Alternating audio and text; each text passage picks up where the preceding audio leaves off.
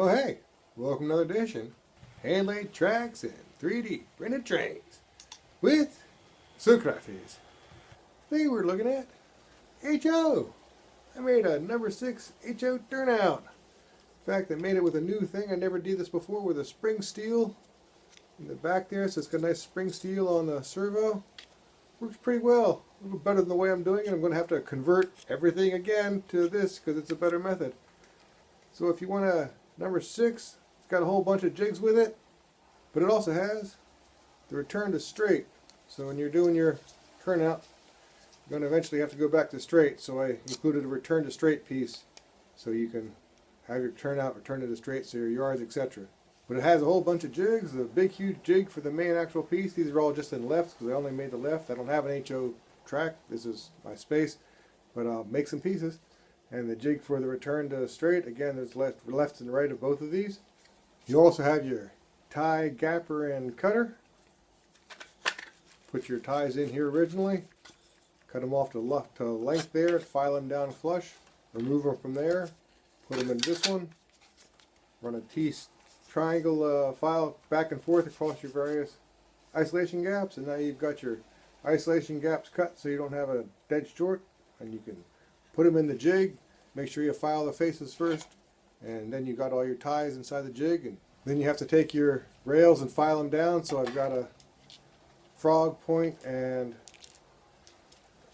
point file, and also I made a stock rail file as well. I kind of prefer the plastics because they're more sacrificial, and they give up quicker than if the metal was, if you had a metal one. Basically, the way this works is once you push the rails in there kind of loose, this one's kind of tight on one end. Anyway, you put the rails in there loose a little bit, and you put this cap on. It pushes them right into place. Then you tighten this up, pull off the cap, and you go ahead and do the filing on it. And you can get it off if you're stronger than me. And this is a frog and guard cutter. You put your guardrails in there. It also has some holes to put the guardrails in, and also the end of the diverging rails. You have to put the diverging rails, bend them out so that it fits nicely around the frog. So you have to bend your diverging rails here and your guardrails there, and that last tool works easy to put it inside there and give it a little bend so it gets it to straight. And the idea generally is that it goes in curved, and then because the hole's at the same angle as the top, so when you bend it, you should horizontally bend it, and it should be about right. And you just adjust it a little bit back and forth. And normally with N scale for a basic turnout, I'll bend the rails by hand, but this being HO scale, and I did this originally in code 100. I have some code 83 as well, but I'm told that the jigs work just as well with the smaller code, hopefully anyway. But if you need to, I use my rail roller. It's another thing, it's on Colts as well. And this is just your basic roller bender. It's a classic piece of engineering, and you put the rails. I find it works better with HO with the rails are upside down and with the flange pointing up. I have a smaller version I use for N scale, so I don't really use this one, but for HO it definitely works very well. And once you've got everything in the jig, I have a series of clamps that go on top the rails and snap clamps that go across the jig to hold everything in place. And then you can sort of more or less, you have to use a triangle gauges at that point. I use the 3 triangle gauge system. I got these from Fast Tracks, but they're available in lots of places. And also the NRMA gauge is very useful to make sure your gauge is perfectly right, especially on parts of the turnout as it goes through the curve. I find that if you have derailments, probably your gauge is a little bit too tight, or at least that's my classic mistake. So it has tie beds with it as well. Of course, you can do your own tie bed however you want. I use a plyo bond to glue the tie beds on. They're nice and strong on there. If you ever have to take one off, I put them on my printer with a piece of, I have a silk handkerchief I use to clean off the bed. I throw that on top with some magnets on it, and for about 15 minutes at 65, you can warm it up, and then the back pulls off. You have to clean off a little bit with the knife, but for the most part, you can get it on and off that way. And that's a number 6 HO Turnout. I go ahead and did the ASMR version. It's weird. I normally don't make a video the first time I do something, but I don't plan to make any more of these because I have no use for them. So the ASMR video, it's about 2 hours long. It covers the whole build process point to point. And following now is about a 10-minute sped up version and I'll talk my way through it, and we can build some HO number 6 turnout together. Thanks for watching. Watch the video about me building it, and then check it out on Coils. So this is the HO build. Ended up with a nice piece of HO track. Kind of happy with the way the whole thing came out, especially with the new spring steel. Basically, I always try to now to wipe off the rails with the mineral spirits, Wasche Benzine met Nederlands. There's a lot of gunk that really blackens up the paper with a couple of swipes of the cleaner. And after that, pretty much start with cutting the ties. I'm still using the Fast Track ties, although I was told there's a place in Germany I can get them, which is even better. And again, it's my favorite tool is the tie gapper and cutter.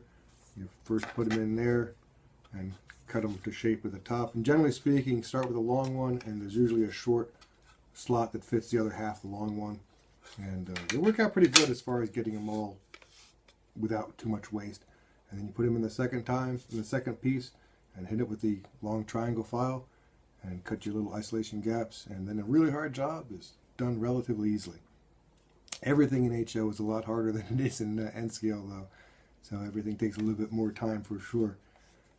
Once they're clean, I usually hit it with a little metal file, a little metal cleaning brush over a box, because I don't know if it's asbestos in there or if it's what it is. It's fiberglass. It's not the healthiest stuff, so I try to keep that clean, relatively safely clean. And after the pop the ties out, I hit them with the face of the big file. That's my big Fast Tracks file. It's my main file. I hit it with that to shine them up real fast and stick them in the jig. Now in this particular case, that jig, you know, like I say, this is developmental. Normally I don't do this until I have finished the jig on like a second time I video it. But the cross ties were off, so I pushed these into the circle. Generally speaking, the way the system works is you push the ties into the squared end and in the flat end, and the little circle end gives you a little more space in the end to knock it out. But because I had to reset the gap in this jig, with the gap was off by 2 millimeters, so I had to reset it. It has been changed, but these particular build, the gaps are all about 2 millimeters out of the position. That's why the ties are pushed into the hole. I did use the rail roller to make the bend in the curved tracks, in the curved stock rail, and in the curved diverging rail, because HO is tough. These are 100 code 100, maybe a little easier than code 83, but for code 100 I used the rail roller to bend it. And once I got the pieces cut more or less, it's time for the point filer and frog and point tool. And again, it took a lot longer with HO than it did with N scale. Normally I just do 10 swipes on each side and count down. I did 20 on each side, back and forth, I think 3 or 4 times with 20, 20, 20, 20.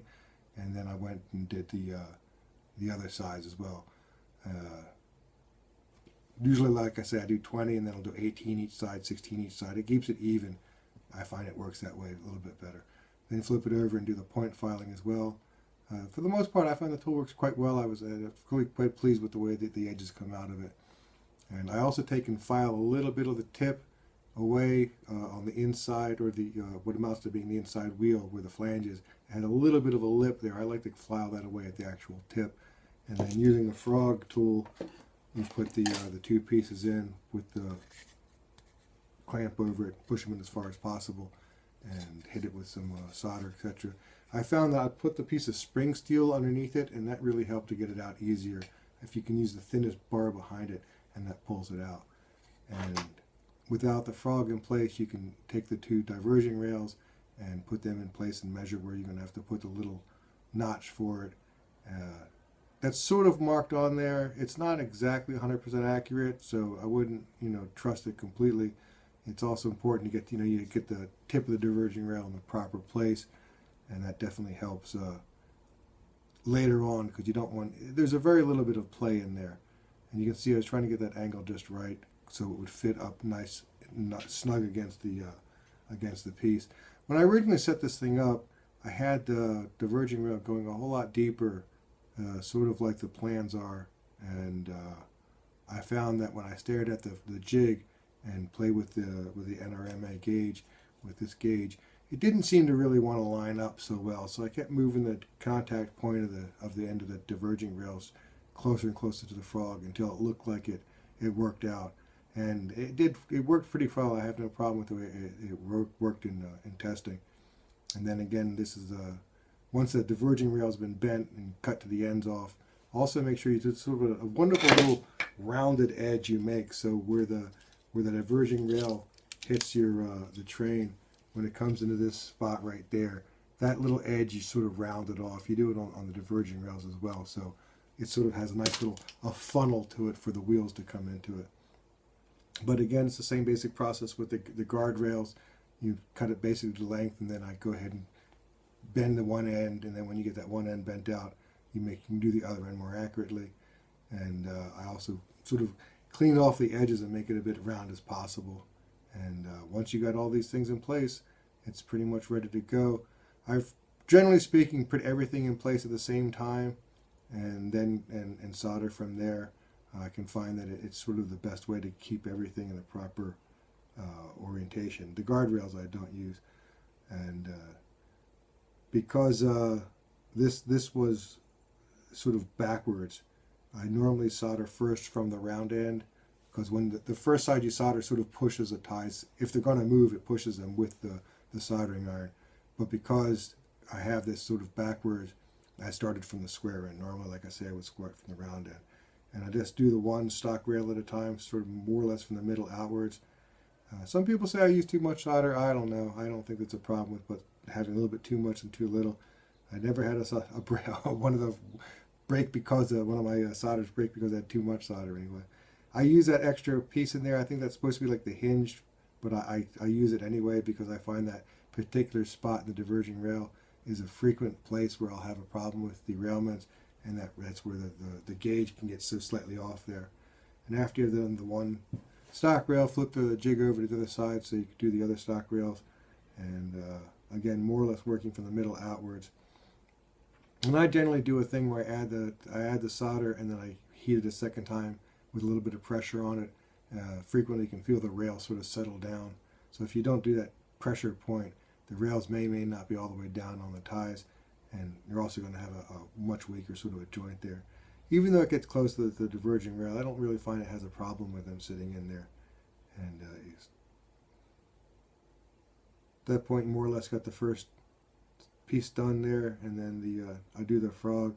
I pushed the frog as deep as I could get it because I thought that the gap was a little bit bigger than I wanted it to, but the frog pushed all the way in. You know, you can't go but so far because you'll cross the path.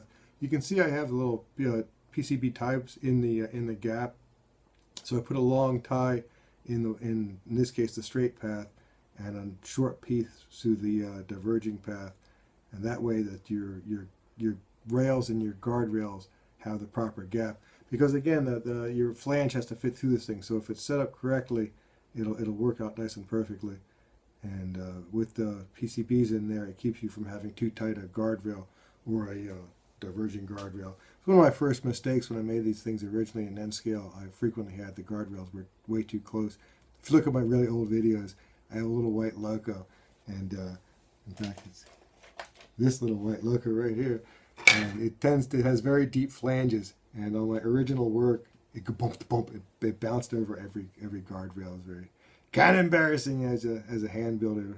Didn't look good, but so I know that you want to make sure your guards and your divergers are a bit wide there. You can see I'm just sticking in the PCBs to make sure the gap is proper. And then with that, work on one side of it and push it down, and then work on the other side of it, and that way you get them, because it's kind of loose at first as well. But again, the clamps work very well to hold everything in place long enough. Hit some solder, push it down with the NRM rail. Makes a really good pusher to the NRMA guide. And then once you're getting through your guardrails, you're getting towards the end of the whole process of building it out. At least the first part of it. A fair bit more to go. One of the nice things about this, if you don't use too much heat, they do pop out pretty easily. I use a simple, a little flat screwdriver, and with that, you can sort of leverage it out. This definitely wasn't as easy as I was hoping it would be. You don't want to be too rough on it because you can bend it, but with a little bit of patience and a little bit of conniving, it does come out. You can see I basically use other screwdrivers as little pins to go in there to sort of hold the whole thing out. This definitely took me a little work. This was, again, it's also an HO. I don't normally do HO, but didn't bend at all. Came out good. And once it's out, pretty much it goes right back into the jig. I had some papers to keep the diverging rails off the stock rails. That way you can sort of, you want to get that first one's easy to go. I use a clamp to hold it tight against the rail. But when it was done, I noticed that it didn't look like it was as tight as it could be in the right way. So I pulled out the paper and I basically held it down with a screw or the clip, and it sort of moved it just again, it's a micro millimeter, but it changed the way the whole thing looked. You can see what they did it there with the hemostat. You can see it in the ASMR version. The slow version has everything there. And you check your gauges again and again. And there's a couple places didn't feel quite right with the gauge, so I again held the rail in place with a clip and just put the gauge in it so the gauge kind of feels a little bit tight. It has little tiny nubs on it, so you can put the little nubs in there. And then when that held tightish, you hit it with the hot for a split moment, and in the end gauge it makes it tink, which is really quite nice. This didn't tink for me at all. I heard one or two noises, but for the most part it didn't tink. But that's that little micro move where it's just close enough to fit. In this case, just out of frame. Well, this doesn't help the video at all, now does it? But again, I'm just sort of going through with the gauge and making sure there's a couple places that didn't seem that felt tight to me, and so I'm just pretty much using the gauge and getting it all to loosen up in the tight spots. And now again, I'm an N scaler, so I wasn't really sure about this, but I felt that the frog wasn't really well attached to the ties. And what I ended up doing is I actually cut 3 or 4 little tiny pieces of solder and laid them down in there dry, so cold if you like, and then just heated it with a thinner soldering tip of 0.08 and melted the whole thing and down. And then I took basically a file, and I have a broken piece of a jeweler's saw blade, and I run that through because you can get rid of solder pretty quickly, and that's how you break a jeweler's saw blade too. And that kind of cleaned it out, so it worked pretty well at that point. And then you want to cut your isolation gaps. There's 2 of them, and this is the cutting the 2 isolation gaps. Again, harder on HO than on N. And the other thing was the return to straight path. So real quick, this is the turnout to straight. The diverging rail needs a path to go back to parallel with the main straight line. I have little marks on the jig which mark the beginning and end of the curved section. I mark it with a little Sharpie and then use a rail roller with the rail upside down for the most part and bend the curve in. You want it to be pretty close to the curve in the track. It doesn't have to be exact, but the more exact it is, the less stress you'll put in the rail. And keeping in mind the 2 rails are slightly different, so maybe they fit better inside or outside. I also cleaned the rails beforehand with some methylated spirits or washed benzene with Nederlands, and then I cleaned the markers off with a little bit of a IPA at that point. Always after you use the gapper, the tie gapper, to clean up and make the ties, I use it's a little cuts them to length, and then you put the tie gap into it. This one's actually Z gauge, but it's the same basic thing. You put the tie in it, and then with the triangle file you cut the gaps and then shine them up real fast before you put them into the jig. That way it solders that much better. Get everything into the jig, and the jigs have basically a round edge and a square edge, and you basically jam it into the square edge and first start on the round edge, because the ties might slide when you do the soldering, and that way they slide into the far corners. It helps get it out of the jig afterwards as well. I do a little 2-process solder there, as I've said before. I put solder once and I heat it again and let it all flow. Some people say I use too much solder. I don't know. It works, doesn't fall apart, so I'm happy. I've had things fall apart. So, and basically do one side first and then do the other side. Using the triangle gauges, we'll keep it all it's pretty close to gauge. I find that the NMRA, the metal gauge, is kind of important, or at least when you have a problem on a track, usually the gauge is out. I use that metal gauge to hold it in place and then hit it with the soldering iron to put it back in a proper gauge.